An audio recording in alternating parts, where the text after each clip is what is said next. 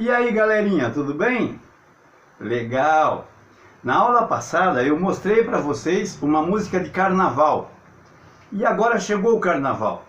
A música que nós fizemos foi Pastorinhas, uma música de Braguinha, a letra do Braguinha, e a música do Noel Rosa, uma música feita em 1934. Maravilhosa, muito cantada até os nossos dias, será cantada sempre. Uma música de carnaval, uma marcha rancho, né?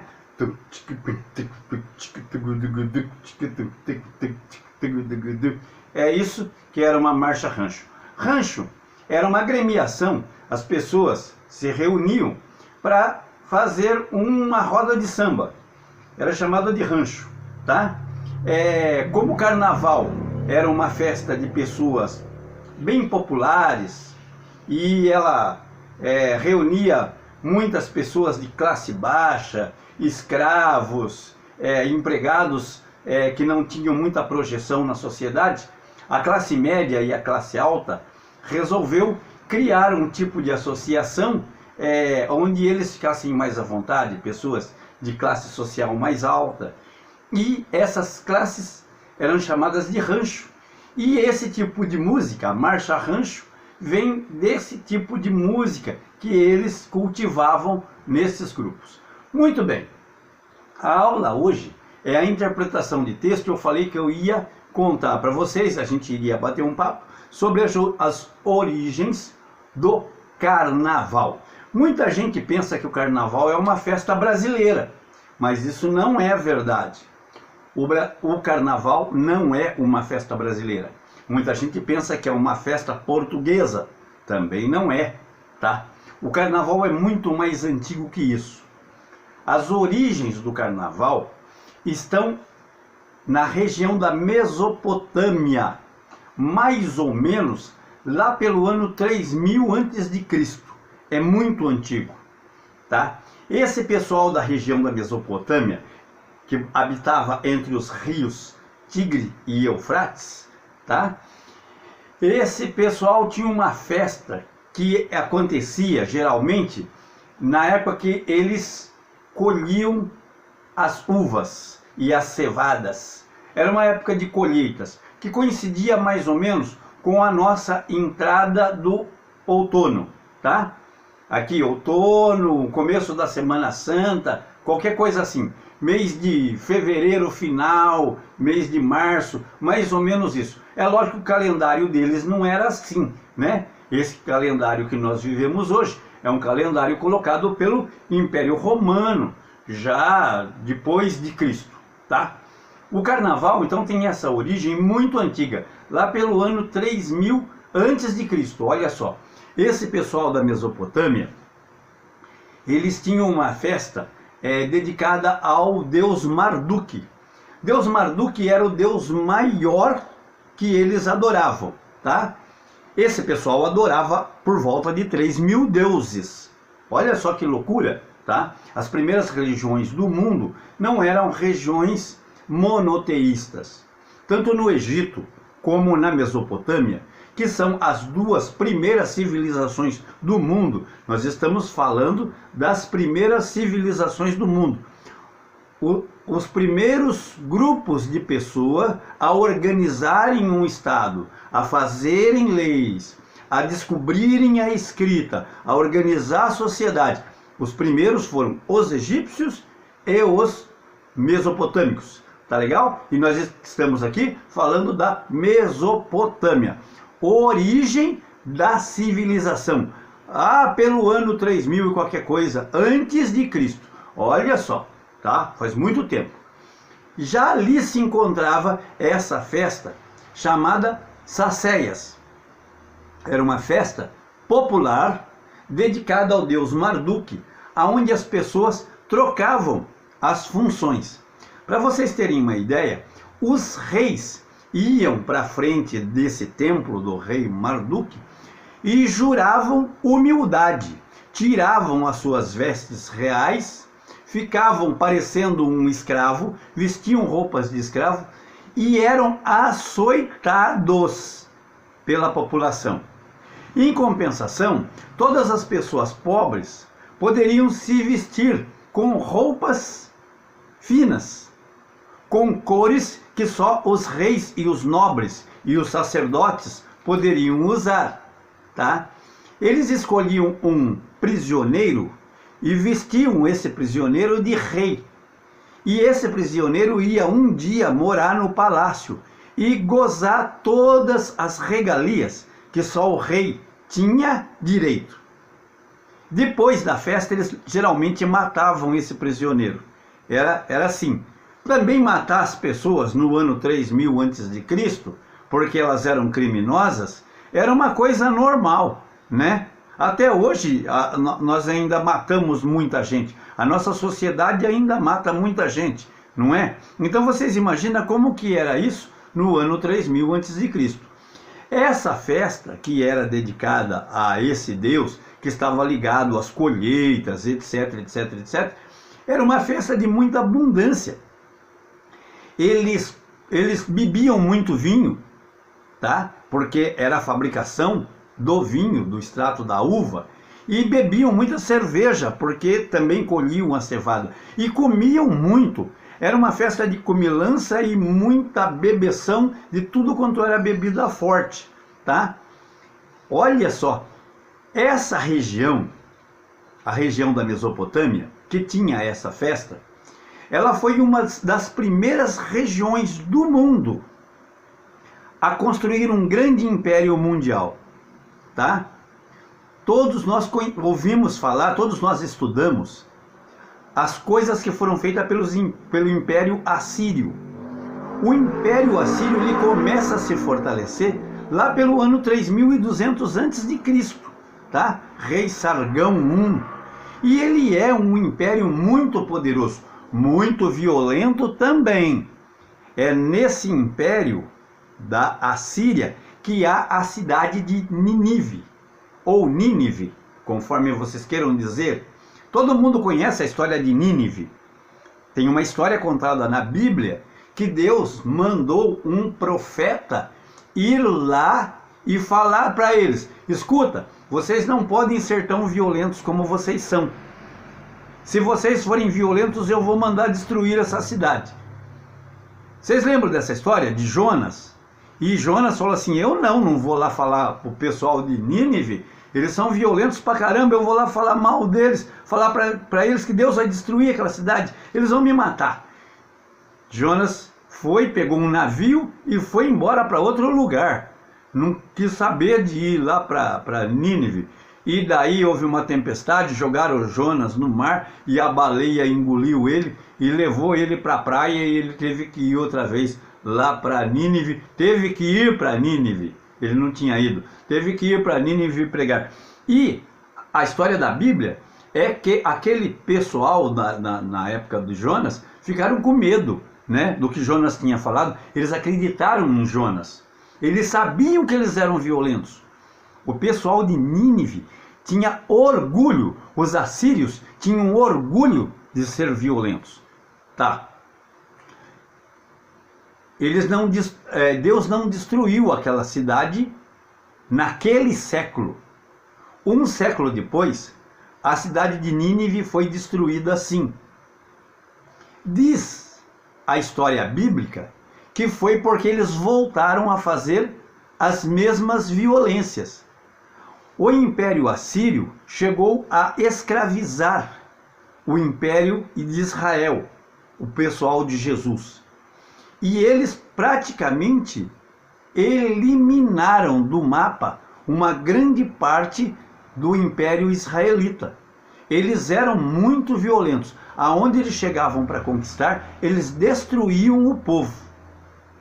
E aconteceu o seguinte: 100 anos depois, o Império da Babilônia, que era mais ao sul, também era um império da Mesopotâmia, tá? Acabou se aliando a um outro povo chamado Persas e destruíram o Império Assírio. Muito bem, prestando atenção nos assírios e nos babilônios, tá? Eles escravizaram o mundo inteiro da época deles, inclusive os israelitas. E por que eu estou falando dos israelitas? Porque nós conhecemos bem essa história. Os israelitas foram as pessoas que escreveram o primeiro mandamento, o primeiro testamento da Bíblia, o Velho Testamento. Está lá, escrito na Bíblia. Esse pessoal, tá? Os israelitas, foram escravizados pelo Império Assírio e pelo Império Babilônio. O Império Babilônio também era o Império da Mesopotâmia, também tinha essa festa. Essa festa popular, ou essa festa dedicada ao deus Marduk. E por causa disso, ela foi considerada uma festa pagã pela Igreja Católica. Tá? Como que vem a Igreja Católica? Como que nasce a Igreja Católica? Tá? 3.000 anos antes de Cristo, diversos impérios acontecem, até que mais ou menos 60 anos, 80 anos antes de Cristo, se levanta o Império Romano. O Império Romano, ele domina o mundo por 400 anos. Muito bem. Cristo nasceu, Jesus nasceu lá no começo do Império Romano.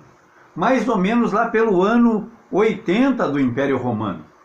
O imperador romano que conquistou aquela região onde Cristo nasceu, a Judéia, foi no ano 64, tá? Ano 64 antes de Cristo. Então 64 anos depois Cristo nasceu, tá? E o cristianismo, a Igreja Católica, a Igreja Evangélica, o mundo cristão, ele não começa ali no nascimento de Jesus. Depois que Jesus nasceu, demorou 300 anos até a Igreja Católica começar a se espalhar como força no mundo, como força religiosa. Desde que Cristo morreu, e olha só, Cristo morreu assassinado pelo seu próprio povo. Quem matou Jesus foram os judeus, o povo dele mesmo. Só que a mensagem de Jesus, ela ficou no coração das pessoas. Quando o rei Herodes, o rei ali da terra de Jesus, pegou Jesus, ele queria descobrir um crime em Jesus. Ele queria colocar Jesus como um baderneiro, como um cara que estava organizando um exército. Por isso que ele chega para Jesus e fala assim: você é rei de judeus? Se Jesus falasse que era rei dos judeus, ele podia matar Jesus e mandar uma carta para o imperador de Roma. Olha, eu matei um cara que estava querendo tomar o seu lugar, um cara que estava se declarando rei. Quando Herodes pergunta isso para Jesus, Jesus fala para ele: o meu reino não é desse mundo. O que Jesus estava falando? Que o reino dele está no coração dos homens. O reino de Jesus é um reino de amor, não é um reino político. Até hoje, as pessoas querem emendar o reino de Jesus com política, tá? Tem um pessoal falando: tem que ser cristão, tem que ser terrivelmente cristão. Isso acontece, isso não é de agora não, viu? O primeiro cara a usar o nome de Jesus politicamente foi o rei Constantino, tá? No ano 300 depois de Cristo, tá? Ele percebeu que aquilo podia virar uma força política. Mas o reino de Jesus não era político. E por causa disso ele se disseminou, apesar de toda a violência que faziam com os cristãos. Aquele reino que falava de amor, que não tinha nada a ver com a violência romana, que não tinha nada a ver com a violência dos reinos políticos, ele ficou tão forte, mas tão forte, que no ano 300, o imperador Constantino sacou que ele podia aliar o reino romano com aquilo que se dizia sobre o reino de Jesus, tá? E ele se converte ao cristianismo. Os cristãos que durante aqueles 300 anos foram perseguidos, morreram, eram comidos por leões, eram assassinados nos coliseus, etc., nos circos, tá? Começaram a ganhar uma projeção, uma proteção dos reis. Depois de Constantino, um rei chamado Teodósio, ele ele determinou que aquela religião que tinha como base os princípios de Jesus deveria ser a religião mundial. Só que ele não, essa igreja que foi organizada, esse pessoal que foi organizado religiosamente nesse período, não sabia o que eles podiam fazer para tirar do povo aquilo que o povo tinha como liberdade, que não era muito bem vista pela igreja. Desde o ano 3000 a.C., essa festa das colheitas, que o pessoal comia pra caramba e bebia pra caramba e vestia a máscara, e os homens se vestiam de mulher, as mulheres vestiam de homem, e o rei virava servo e o servo virava rei, e todo mundo saía fantasiado, e havia muita bagunça, tá? Aonde você tem uma festa popular muito desregrada, você tem muita bagunça. Você imagina uma cidade inteira muito bêbada, o que acontece?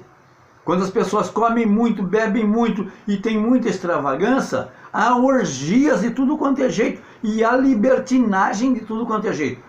Essa religião nova não via isso com bons olhos. E a religião cristã queria comemorar a Semana Santa. O que era a Semana Santa? Era aquele período em que se dizia, em que se comemorava a morte de Jesus. Até hoje é assim, a Sexta-feira Santa é o dia que Jesus morreu, dentro da tradição, tá? Como que você pega um pessoal que vem de uma bagunça, de uma orgia generalizada e enfia eles numa festa santa? Isso não ficou muito bem explicado para a igreja. A igreja então resolveu fazer 40 dias antes dessa festa, um período, 40 dias, em que se comemora os 40 dias que Jesus ficou no deserto, tá? Jesus ficou no deserto 40 dias, diz que foi tentado pelo demônio, mas essa história, né? Todo mundo conhece essa história. A Igreja Católica colocou então, antes da Semana Santa, esse período em que foi um período de jejum de Jesus. Então, colocou-se um período de penitência para os cristãos. Esse período foi chamado de Carnes Levali, ou Carnes Nevali, que quer dizer em latim, quer dizer naquela língua dos romanos, naquela língua daqueles cristãos, daquele pessoal que estava fazendo a igreja no ano 300 depois de Cristo, queria dizer sem carne. Era um período de jejum, um período de consagração para se viver a Semana Santa. Muito bem, esse período ele acontece depois dessa festa de liberdade geral. Colocou-se essa festa em que as pessoas bebiam muito e comiam muito antes desse período chamado Carnes Nevali. Muito bem, Carnes Nevali virou num instantinho carnaval. E se chamou carnaval essa festa, tá? Que havia antes desse período. E até hoje é assim. O carnaval antecede esse período que nós chamamos de Quaresma, que começa na quarta-feira de cinzas. O que era cinza? A cinza queria dizer humildade, queria dizer que as pessoas estavam se humilhando. Olha só o que acontecia com o rei lá na Babilônia Antiga, tá? Na Sacésia. Havia a intenção dos nobres dizerem que eles estavam arrependidos, que eles queriam se humilhar. E por isso eles jogavam cinza na cabeça, eles se cobriam de cinzas. A quarta-feira de cinzas tem essa finalidade, de mostrar que aquele pessoal que fez aquela festa desenfreada, humana, mundana, estava humilhado. E agora ia passar por 40 dias de jejum, tá? É bastante interessante. A Sexta-feira Santa ainda é comemorada da mesma forma que era as Sacéias. A Sexta-feira Santa acontece na primeira sexta-feira da lua cheia, depois da entrada do outono. Então vamos lá, outra vez, como que é mesmo? Outono, 21 de março, tá legal? Olha lá, entrada do outono. Aonde que está a lua cheia? A primeira lua cheia, depois da entrada do outono, é o fim da quaresma, é o fim da quarentena. A primeira sexta-feira, depois da lua cheia, depois da entrada do outono, é a Sexta-feira Santa. 40 dias antes disso é o carnaval. Por isso o carnaval muda a data todo ano. Tá legal? Foi assim que essa festa, que a igreja pensou que era uma festa mundana, acabou entrando no calendário religioso. Ela obedece à sequência do calendário religioso, tá? Durante todo esse tempo, essa festa, ela nunca deixou de ser comemorada. Todos os povos adoram essa história de que eu sou rico, mas agora eu posso fingir que eu sou pobre. Eu sou pobre, mas agora eu posso fingir que eu sou rico. Eu sou homem, mas agora eu posso fingir que eu sou mulher. Essa mudança de papéis, ela existe sempre. Teve coisa que durou durante todo o tempo e não foi retirado nunca. Todo o mundo que foi catequizado pelo Império Romano, depois que a Igreja Católica foi implantada, conhece o carnaval e faz o carnaval. E o carnaval tem sempre essa história de uma festa popular. Às vezes, em alguns lugares, brincadeiras muito inocentes, em outros lugares, brincadeiras mais arrojadas, tá? Mas é um período em que ninguém comanda ninguém. Existe aqui um simbolismo de algumas cidades que o prefeito entrega a chave para um rei daquele carnaval que é chamado de Rei Momo. O que é um Rei Momo? Um rei de brincadeira, um rei que vai brincar, um rei que não é de verdade. Percebe como está intimamente ligada à tradição lá da Mesopotâmia? Tá? Quem trouxe essa festa para o Brasil foram os portugueses, sim. O índio brasileiro não tinha contato com isso. Os povos americanos não conheciam isso, tá? Foram os portugueses que vieram para cá com a religião católica e trouxeram o carnaval. Só que daí essa terra se encheu de africano. E os africanos sempre foram pessoas de família pobre e muito ligados a danças, muito ligados às festas populares. Os africanos adoraram o carnaval, vocês acham que não? Não é? Até hoje nós adoramos, imagina, em 1600, 1700, não é? O carnaval foi ficando muito forte nessa tradição humana, tá? Mas nós somos um povo tremendamente musical, então o que nós fizemos? Nós começamos a modificar essa festa cada vez mais. Nasceram as músicas próprias para o carnaval. Nós temos as músicas. Se tornou um comércio completamente diferente. E ele vem se modificando sempre, tá? Sempre com uma cara de festa popular, bem popular, né? E que deságua na Quarta-feira Santa. Deságua na Quarta-feira de Cinzas, tá?